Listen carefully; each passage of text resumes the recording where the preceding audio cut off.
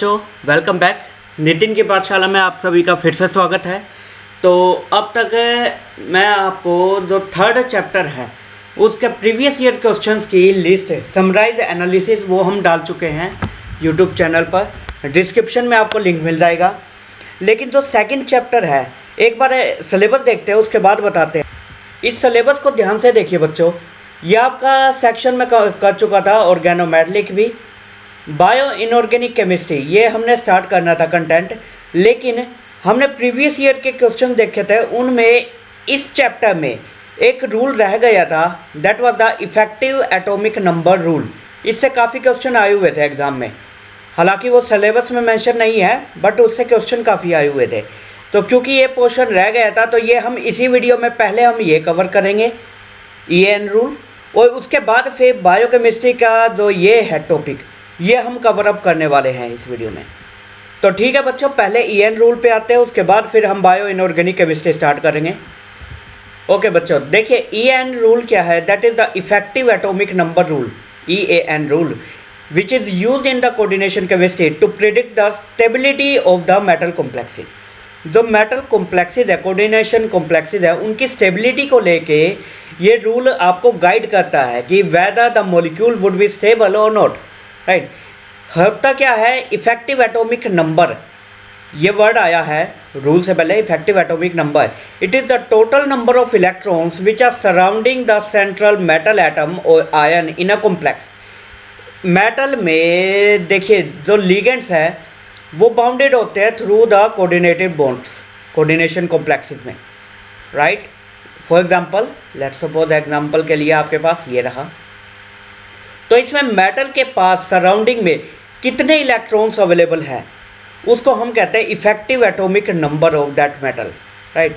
So it includes the electrons from metal ion itself. Metal के पास जो electrons है वो तो होते ही हैं, साथ ही में the electrons which are donated by the ligands, ligands जो डोनेट करते हैं उन इलेक्ट्रॉन्स को भी इफेक्टिव एटॉमिक नंबर में काउंट किया जाता है। ठीक है, तो आई होप आप समझ गए हैं।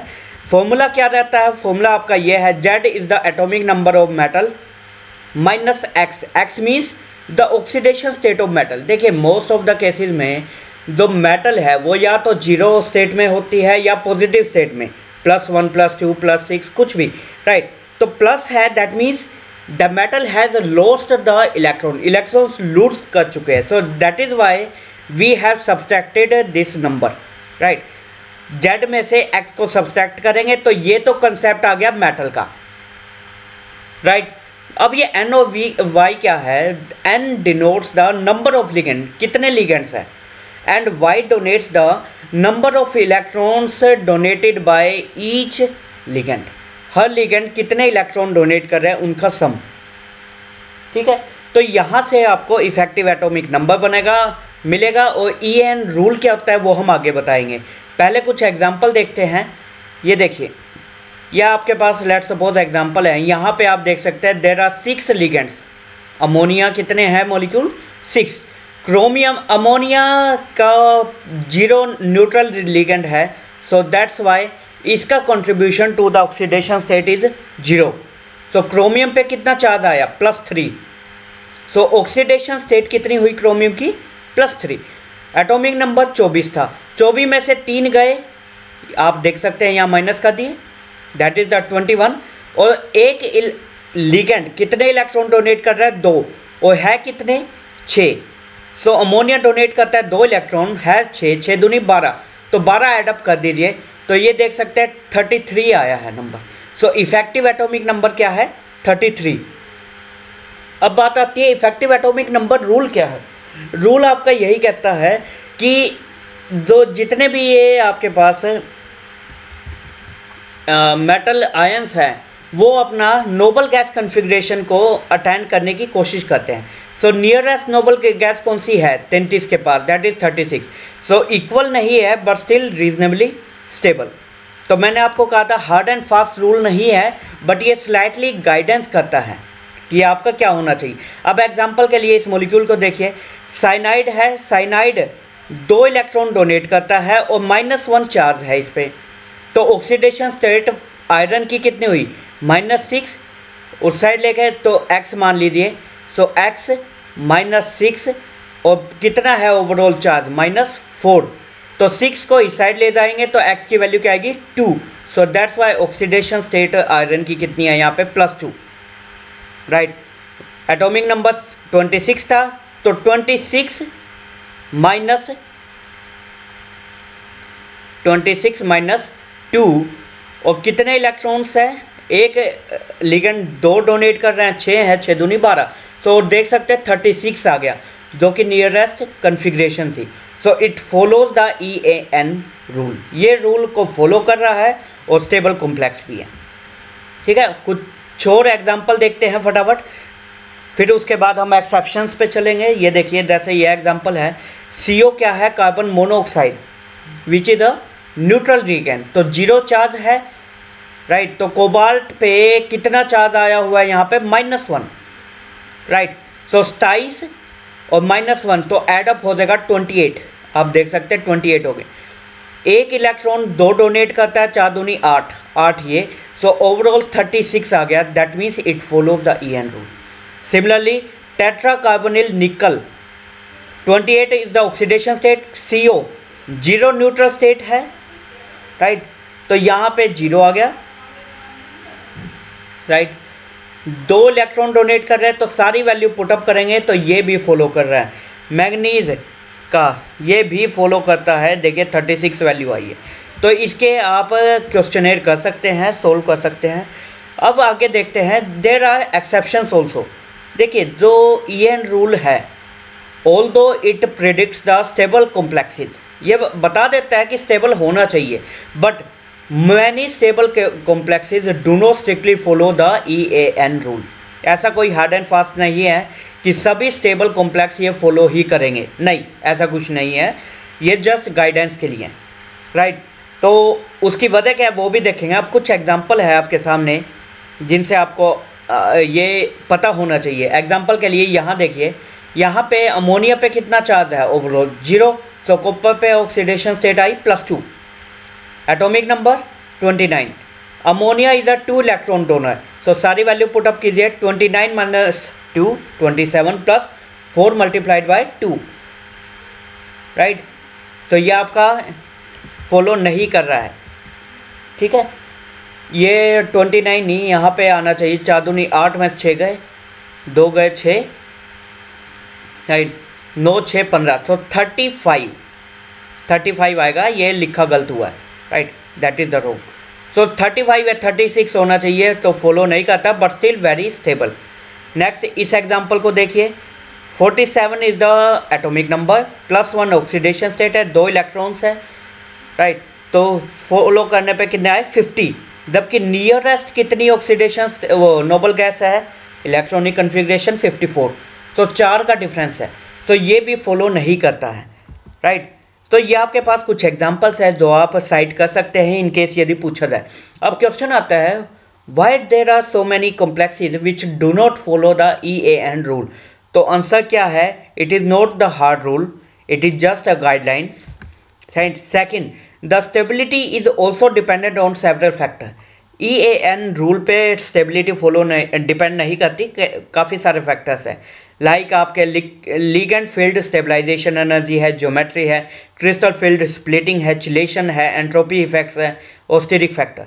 तो इन सब का कंबाइंड फैक्टर ये डिसाइड करता है कि मॉलिक्यूल कॉम्प्लेक्स आपका स्टेबल होगा या नहीं होगा, राइट। तो आप आई होप आप समझ गए हैं EAN रूल, क्योंकि ये डेफिनेटली एग्जाम में आने ही आने हैं। पहले डेफिनेशन हमने देखी, फॉर्मूला देखा, इस फॉर्मूले में सारी पुटअप करने के लिए एग्जाम्पल्स हमने फॉलो किए लाइक दिस। फिर उसके बाद हमने एक्सेप्शन रूल देखे, कुछ जहाँ ये फॉलो नहीं होता और रीज़न भी बता दिया, राइट। उसके बाद एक छोटा सा रूल आता है Sidgwick rule, right. Sidgwick rule आपका क्या कहता है, as per this rule the stable metal complex that tends to have an EN equal to atomic number of nearest noble gas. तो कुछ अलग से रूल नहीं है, वही बात कह रहा है कि जो नियरेस्ट नोबल गैस कन्फिग्रेशन है वो अचीव करने की कोशिश करता है कोई भी मेटल कॉम्प्लेक्स, यदि वो स्टेबल है, राइट। एग्जाम्पल के तौर पे FeCO5 है, 26 is the atomic number of iron, CO carbon monoxide 0 oxidation state है और 2 इलेक्ट्रॉन डोनेट करता है। तो सारी वैल्यू पुटअप करेंगे तो 36 आए। So it follows the EAN rule, right. तो ये आपके पास था सिडविक रूल। तो यहाँ पे हमारा ये चैप्टर 2 कंप्लीट होता है। अब हम फटाफट आते हैं थर्ड चैप्टर पे।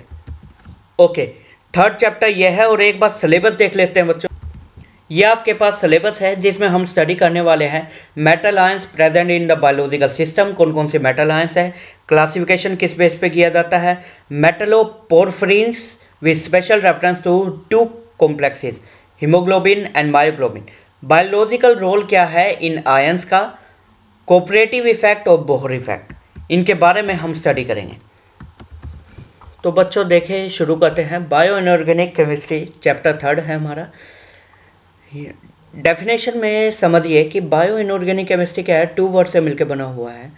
It is the field that examines the role of metals, metals का क्या रोल है in biological systems, combining the principles of 3 field biology, inorganic chemistry and biochemistry, right. तो ये इन तीनों फील्ड्स को से जुड़ा हुआ आपका एक कॉमन ब्रांच है बायो इनऑर्गेनिक केमिस्ट्री, जहाँ पे हम मेटल्स का क्या रोल है हमारी बॉडी में, बायोलॉजिकल सिस्टम्स में, वो हम स्टडी करते हैं। It studies the natural systems like Metlo proteins, Metlo enzymes and artificial models which mimics the biological process. Like कि आपके पास हीमोग्लोबिन है, तो हीमोग्लोबिन की एक सिमिलर टू हीमोग्लोबिन क्या है, एक अदर कोऑर्डिनेशन कॉम्प्लेक्स हम बना सकते हैं, आर्टिफिशियल मॉडल। तो वो सब पॉसिबल है with the help of exploring this field bio inorganic chemistry. Scope क्या है, it helps in understanding the metal ion function. metal ion का function क्या है, मेटलो एंजाइम्स और मेटल बेस्ड ड्रग्स डिज़ाइन करने में, एक्सप्लोर करने में हेल्पफुल है। बायोमिमेटिक कॉम्प्लेक्सेस कौन सा है, जो अभी आपको एग्जांपल दिया आर्टिफिशियल मॉडल का। साथ ही it investigates the what are the toxic effects of the metal ions and their mechanisms, detoxification के कौन कौन से मैकेनिज्म हैं, तो वो सभी को एक्सप्लोर करने में ये आपकी हेल्प करती है bio inorganic chemistry, right. Classifications की बात की जाए, देखिए हमारे बॉडी में काफ़ी सारे मेटल्स आयन प्रेजेंट होते हैं जिनका कोई ना कोई ज़रूरी फंक्शन होता है, राइट। तो इनको 2 पार्ट में डिवाइड करते हैं। पहला है essential and non essential elements, right. और इसेंशियल में भी 2 पार्ट से डिवाइड किया जाता है, major elements and traces elements. नाम से ही आपको अंदाज़ा होना चाहिए, whenever we are talking about the major elements, that means they are required in the huge amount in our body for smooth functioning of our body. So उनको कहा जाता है बल्क एलिमेंट्स। एग्जाम्पल्स कौन से हैं ये याद रखने चाहिए, आपको पूछ लिए जाएंगे एग्जाम में। Sodium ion, potassium ion, magnesium ion, calcium ion, chloride, phosphorus and sulphur, these are the anions, right, and these are the cations. Metals हैं तो ज़रूरी है, और ये नॉन मेटल्स हैं। So important for structural roles, वो हम आगे देखेंगे किस किस के लिए ज़रूरी है। ट्रेस एलिमेंट्स में कौन कौन से आपके पास आती है मेटल्स, आयरन, कॉपर है, कोबाल्ट है, जिंक है, मैग्नीज है, मोलिब्डेनम है, क्रोमियम है, सेलेनियम है। They are required in very small amounts but are essential for the vitality of the life के लिए बहुत इंपॉर्टेंट है, राइट। तो ये आपके पास 2 टाइप के मेटल आयंस है, कैटेगरी है, क्लासिफिकेशन है, एग्जाम में डेफिनेटली पूछे जाते हैं। बायोलॉजिकल रोल्स की बात की जाए, कौन से आयन कहाँ यूज होते हैं एंजाइम्स में, वो सारे यहाँ टेबल में प्रोवाइडेड है, आप देख सकते हैं। आयरन कहाँ प्रेजेंट है, हीमोग्लोबिन, वर्ड सुना होगा आपने। साइटोक्रोम्स है, हीमोग्लोबिन है, उनमें आयरन प्रेजेंट होता है, राइट। जिंक कहाँ रिक्वायर्ड है, कार्बोनिक एनहाइड्रेज में, अल्कोहल डिहाइड्रोजिनेज में। दीज आर द एंजाइम्स जहाँ पे जिंक की ज़रूरत होती है as a cofactor. Next, redox reaction जैसे साइटोक्रोम सी ऑक्सीडेज है, वहाँ पे copper, right. Similarly magnesium ion कहाँ अवेलेबल होता है, to stabilise the DNA and ATP dependent reactions, उनमें मैग्नीशियम की नेसेसिटी होती है। कोबाल्ट कहाँ रिक्वायर्ड है, कोबालामीन में, that is the vitamin B12, right. तो ये आपके पास कुछ एग्जाम्पल्स है, ये आपको याद होना चाहिए यदि एग्जाम में पूछ लिया जाए। नेक्स्ट आपके पास कंसेप्ट आता है, that is the oxygen transport and storage, oxygen transport and storage में कौन कौन से प्रोटीन्स, मेटल ऑफ प्रोटीन्स हमारे यूज़ होते हैं। तो दो आपके पास सिलेबस में है बहुत ही फेमस, हीमोग्लोबिन एंड मायोग्लोबिन। दोनों के दोनों में आयरन कंटेनिंग मॉलिक्यूल्स हैं, ये मैक्रोमोलिक्यूल्स, राइट। हीमोग्लोबिन और मायोग्लोबिन क्या है और क्या इनका काम है वो हम देखते हैं। पहले हीमोग्लोबिन की बात की जाए, कहाँ पाए जाते हैं? आरबीसीज में, रेड ब्लड सेल में। फंक्शन क्या है? To transport the oxygen from lungs to tissues. हमारी बॉडी ने ऑक्सीजन को इनहेल किया, लंग्स में पहुंची, तो लंग्स से लेकर टिश्यूज तक जो पहुंचाने का काम है वो हीमोग्लोबिन का होता है। होता क्या है? ऑक्सीजन बाइंड कर जाएगी, ऑक्सीजन बाइंड करता है हीमोग्लोबिन से, कॉम्प्लेक्स बनता है और ये कॉम्प्लेक्स माइग्रेट होता है टिश्यूज़ में, वहाँ पे ऑक्सीजन को रिलीज कर देता है, right. It contains the haem group, वो हम आगे देखेंगे हीमो ग्रुप क्या होता है, जिसमें पोर्फिरिन रिंग के साथ फेरस आयन कोऑर्डिनेटेड रहता है। ये आपके पास स्ट्रक्चर है, देख सकते हैं 4 अलग अलग चेन है। चेन नंबर 1 ये है, 2 this one, 3rd this one in red and last 4th।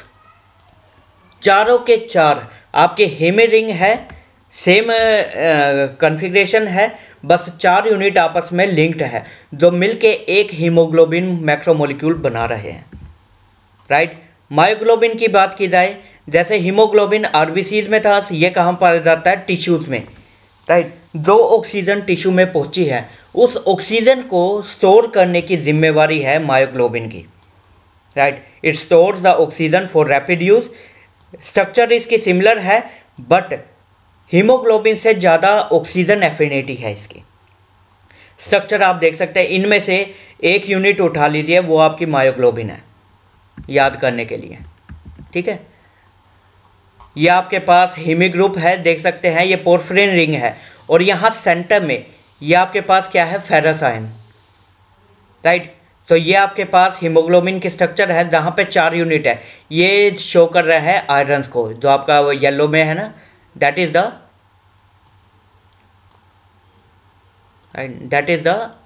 Ferrous ion, right. 4 unit है और चारों मिलकर आपका हीमोग्लोबिन बना रहे।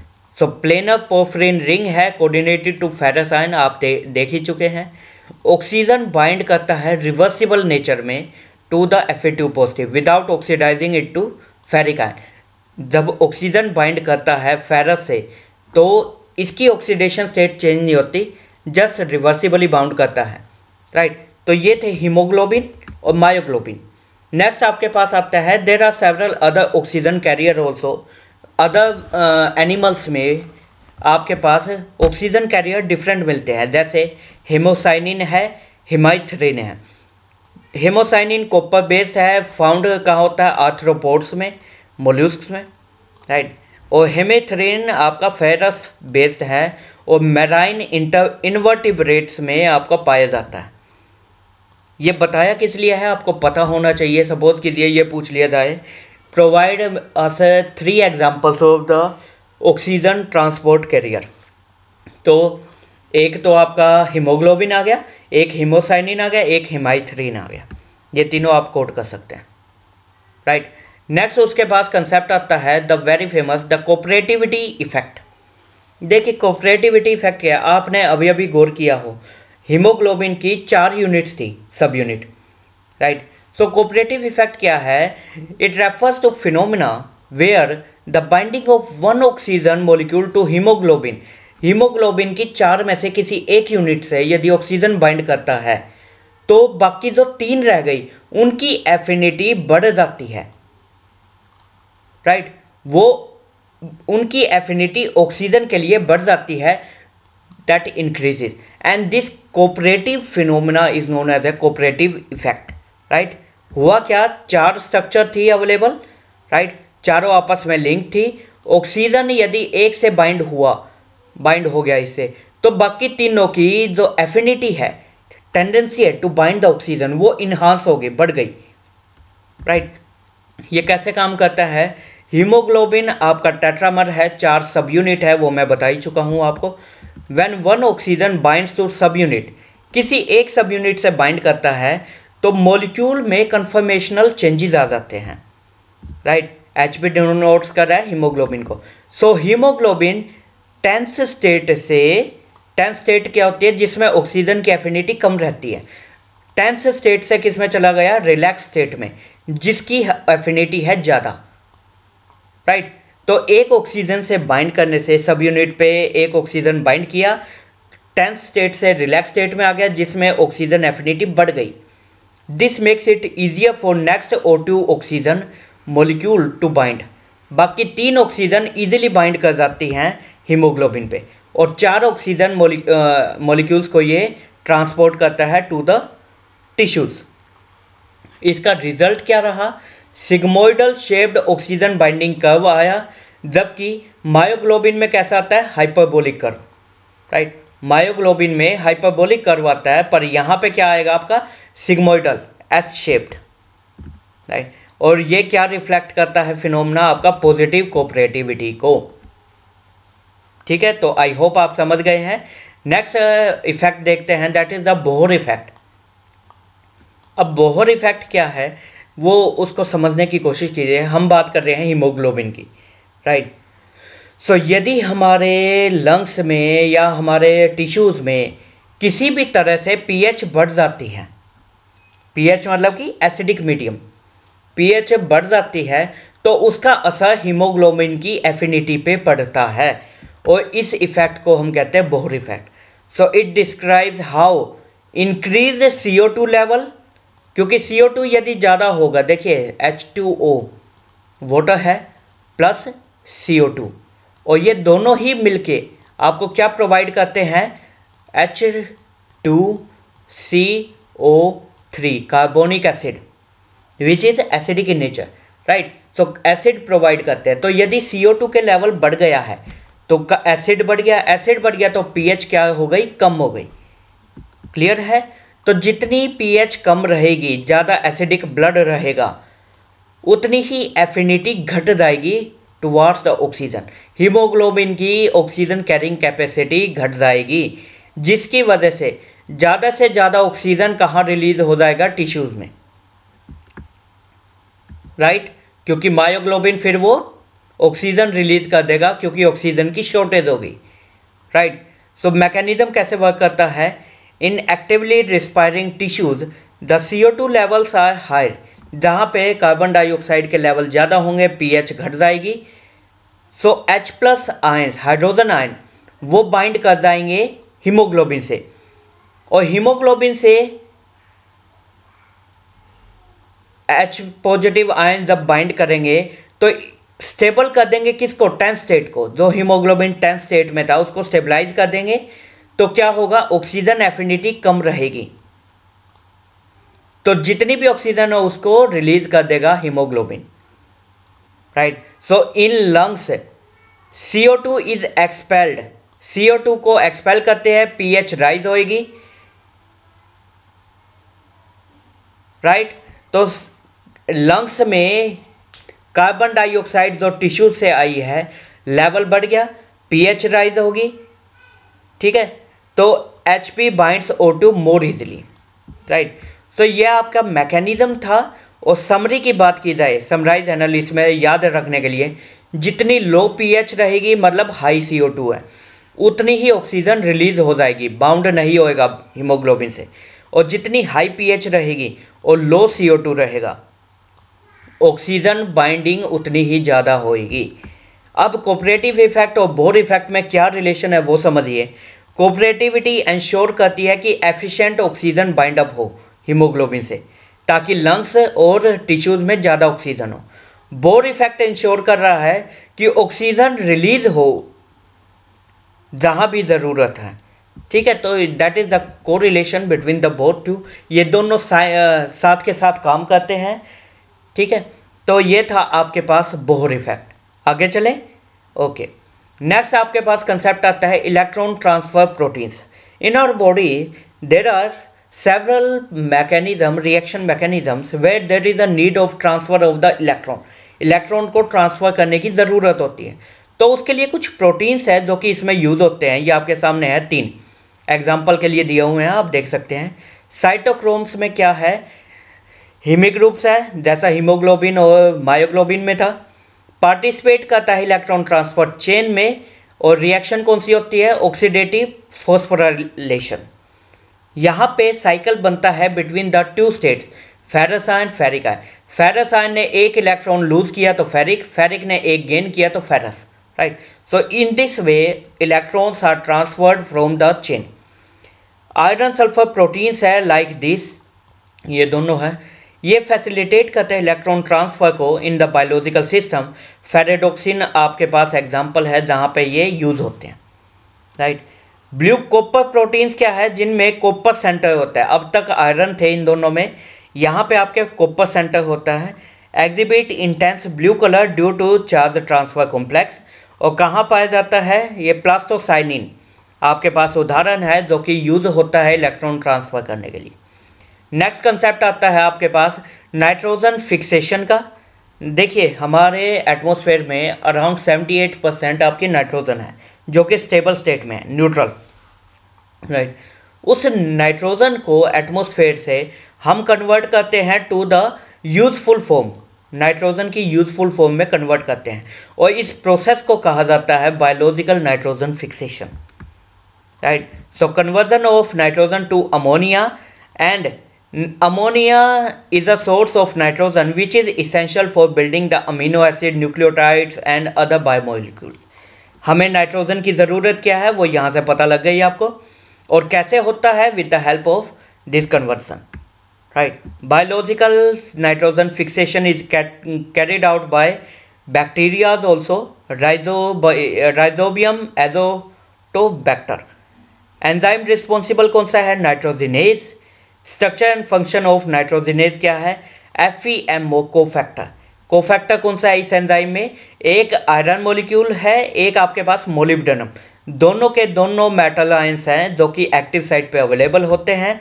और कैसे कैटालाइज करते हैं? नाइट्रोजन है, एसिडिक मीडियम है, इलेक्ट्रॉन्स ATP, और ये कन्वर्ट हो गए किसमें? अमोनिया में।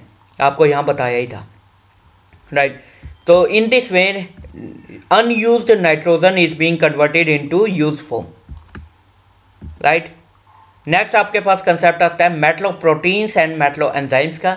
देखिए हमारी बॉडी में काफ़ी सारे एंजाइम्स हैं जिनमें उनकी एक्टिविटी के लिए there is requirement of metals, metal की ज़रूरत होती है यदि उन एंजाइम को अच्छे से वर्क करना है। चलो उससे पहले आप ये कंसेप्ट समझिए। यहाँ पे आपके पास देखिए प्रोटीन और एंजाइम दो वर्ड आए हैं। अब इनमें डिफरेंस क्या है? देखिए प्रोटीन का काम, देखिए किसी रिएक्शन में रिएक्टेंट से प्रोडक्ट यदि बन रहा है, राइट, तो जो वो पाथवे है उसको इजी करने के लिए हम कैटालिस्ट का यूज़ करते हैं। तो ये आपके बायो ऑर्गेनिक कैटालिस्ट है एंजाइम।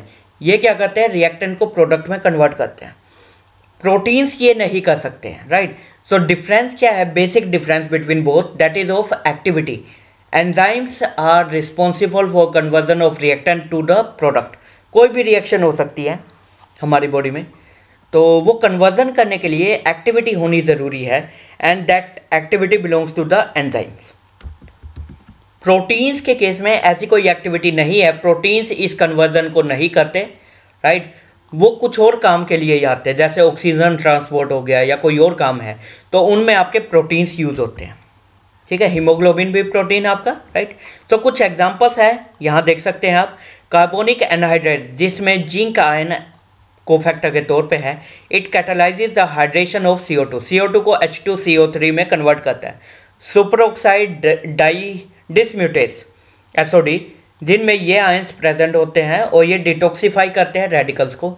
साइटोक्रोम P450 हीमी ग्रुप है, आयरन प्रेजेंट है, तो कैटालाइज करता है ऑक्सीडेशन ऑफ मॉलिक्यूल्स।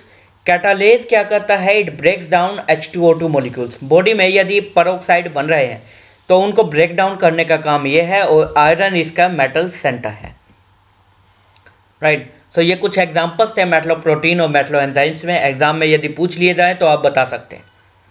नेक्स्ट आपके पास कंसेप्ट आता है मेटल स्टोरेज एंड ट्रांसपोर्ट का। देखिए मेटल जो रिक्वायर्ड है हमारी बॉडी में, तो उसको स्टोर करने का भी कोई ना कोई मैकेनिज्म रहेगा, राइट। एंड सिमिलरली उनको ट्रांसपोर्ट करने के लिए भी कोई ना कोई मैकेनिज्म रहेगा। तो ऐसे प्रोटीन जो कि स्टोरेज में यूज होते हैं उनको कहते हैं स्टोरेज प्रोटीन, मेटल को स्टोर करने के काम आते हैं। एग्जाम्पल के लिए फेरेटिन है, मेटलोथायोनिन्स है, राइट। फेरेटिन में क्या है, it stores the iron in non toxic and biologically available form. It is a hollow sphere capable of holding thousand of ferric ion, right. तो ये काम क्या करता है, आयरन को स्टोर करने का। और ये क्या काम करता है, it bind excess of metal ion, जितने भी मेटल्स हैं उनसे बाइंड करके उनको स्टोर करता है ताकि वो टॉक्सिसिटी ना फैलाए बॉडी में, राइट। तो ये एग्जांपल्स थे कुछ स्टोरेज प्रोटीन्स के। सिमिलरली ट्रांसपोर्ट प्रोटीन्स भी होते हैं जो कि ट्रांसपोर्ट करते हैं मेटल्स को। ट्रांसफरिन है, binds with ferric ion and transport it through the blood, releases the iron into cells through the endocytosis, right. तो सेल्स में जब आयरन की जरूरत होगी तो ये रिलीज कर देगा। सिमिलरली सेरोप्लाज्मिन है, सेरोप्लाज्मिक अनदर ट्रांसपोर्ट प्रोटीन है जो कि कॉपर कैरिंग प्रोटीन है, हमारी बॉडी में कॉपर को कैरी करते हैं, राइट। तो ये दो एग्जाम्पल है, यदि एग्जाम में आते हैं तो आप बता सकते हैं। नेक्स्ट क्या है, हमारी बॉडी में there are several metals which behaves as a toxic metals. कुछ मेटल्स टॉक्सिक हो सकती है हमारी बॉडी के लिए। मान लीजिए गलती से इनटेक कर लिया डाइट में, आपके पास आ गए, खाया गया आपके द्वारा, तो उन टॉक्सिक मेटल्स के बारे में बताया गया है कि कौन कौन से उदाहरण हैं उन मेटल्स के। जैसे लेड है, it interferes with calcium signalling and heme biosynthesis. तो यदि ये प्रेजेंट है हमारी बॉडी में तो हमारे इस प्रोसेस पे इंटरफेरेंस करता है लेड, तो इसलिए ये टॉक्सिक है नेचर में। मरकरी क्या करता है, ये प्रोटीन्स में जो थायोल ग्रुप होते हैं उनके साथ बाइंड कर देता है, जिससे स्ट्रक्चर में बदलाव कर देता है और फिर वो इनएक्टिव हो जाते हैं हमारी बॉडी में। सो इसलिए मरकरी हमारे लिए हार्मफुल है। कैडमियम है, वो भी हार्मफुल है। It causes the oxidative stress affecting the kidney failure, kidney function को ये अफेक्ट करता है, राइट। तो ये तीन एग्जांपल्स हैं, आपसे एग्जाम में यदि पूछ लिया जाए what do you mean by toxic metals and provide any 3 examples, तो आप ये एग्जांपल साइड कर सकते हैं और रीज़न भी बता सकते हैं why they are toxic in nature. अब टॉक्सिक मटेरियल मेटल्स आपने इनहेल कर ली, मान लीजिए इनटेक कर लिया, तो कुछ डिटॉक्सिफाई करने के लिए हमारी बॉडी में मैकेनिज्म है। एक तो आपका चिलेशन थेरेपी है, एक नेचुरल बाइंडिंग प्रोटीन्स है। चिलेशन थेरेपी क्या है, EDTA का सॉल्यूशन दिया गया आपको, जिससे जो भी टॉक्सिक मटेरियल थे, मेटल्स थे, उनके साथ बाइंड किया इसने और वो रिमूव हो गए from the body, right, through excretion process.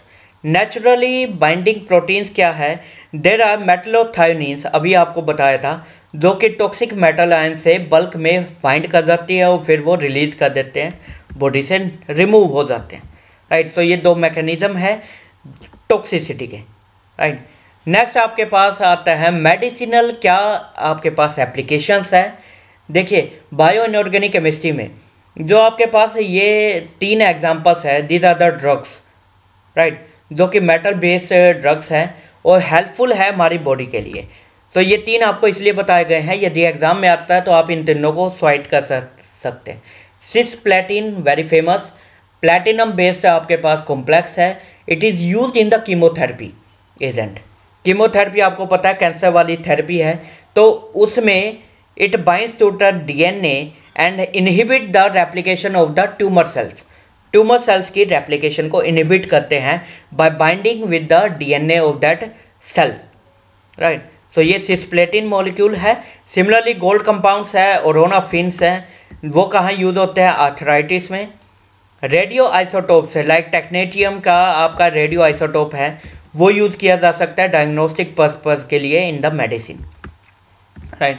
So these were the few medicinal applications, right. Summarise form में कहा जाए ये चैप्टर में हमने क्या स्टडी किया, it is the dynamic field explaining the crucial role metal play in our life processes, from oxygen transport to the electron transfer, nitrogen fixation, drug design. Metals are very essential for the biological systems.